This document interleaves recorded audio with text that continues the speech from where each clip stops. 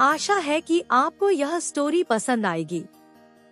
एक बार गुरु मच्छिंद्रनाथ गोरखपुर के किसी ग्राम में आए हुए थे। गुरु मच्छिंद्रनाथ बहुत ही पहुँचे हुए संत थे। वह एक बार भिक्षा मांगने एक साहूकार के घर में गए। साहूकार के घर में उसकी पत्नी थी। गुरु मच्छिंद्रनाथ ने आवाज लगाई। उनकी आवाज सुनकर वह महिला घर के बाहर आई।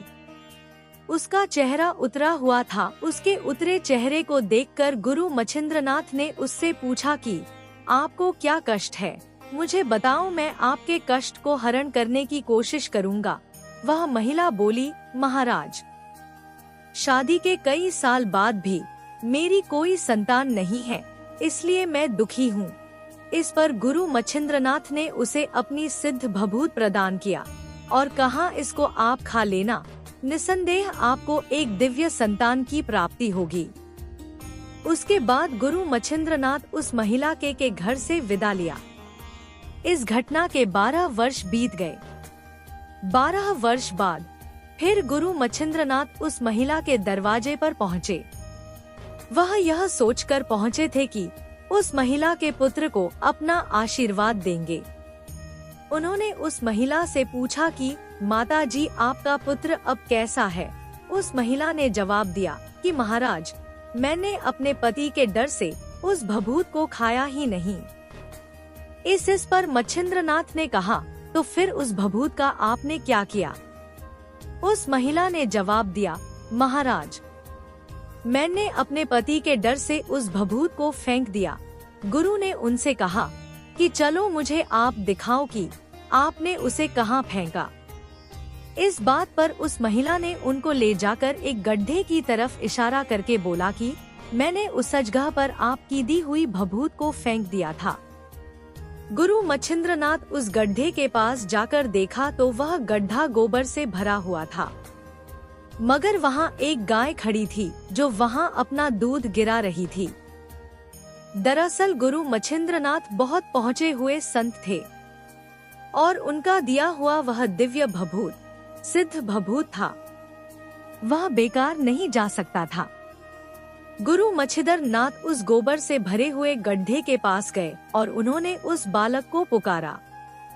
उस गोबर भरे गड्ढे से एकाएक एक बच्चा निकलकर उनके सामने आ गया। उसने उनको प्रणाम किया। गुरु मच्छिंद्रनाथ के इस चमत्कार को देखकर वह महिला विस्मित हो गई। गुरु ने उनको कहा, तुमने मेरे भभूत का विश्वास नहीं किया। अगर विश्वास किया होता तो आज यह बच्चा तुम्हारा पुत्र होता, मगर अब मैं इसे अपने साथ लिए जा रहा हूँ। आप इस तरह से गुरु मच्छिंद्रनाथ ने उस बालक को अपने साथ अपने आश्रम में ही रखकर पाला और उसको अपना शिष्य बनाकर शिक्षा दीक्षा दी और बड़ा होकर पूरी दुनिया ने उस बालक को गोरखनाथ के नाम से जाना।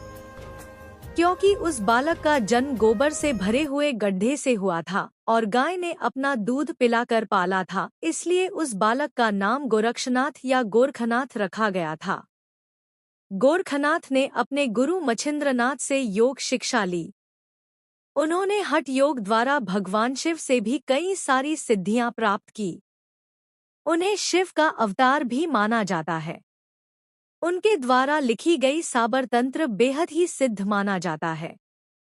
यह मंत्र स्वतः सिद्ध है, इसे सिद्ध करने की जरूरत नहीं पड़ती और यह मंत्र साधारण बोलचाल की देशज भाषा में है। गोरखनाथ के ही नाम पर गोरखपुर जिला का नाम पड़ा है। साथ ही नेपाल के जो निवासी गोरखे हैं वह खुद को गोरखनाथ के ही शिष्य मानते हैं और आज भी गोरखे गोरखपुर में गुरु गोरखनाथ का जो गौ रक्षा पीठ है उससे अपना जुड़ाव महसूस करते हैं। गोरखनाथ को हठयोग का भी जनक माना जाता है। आज भी उनकी गोरखवानी बेहद ही प्रसिद्ध है।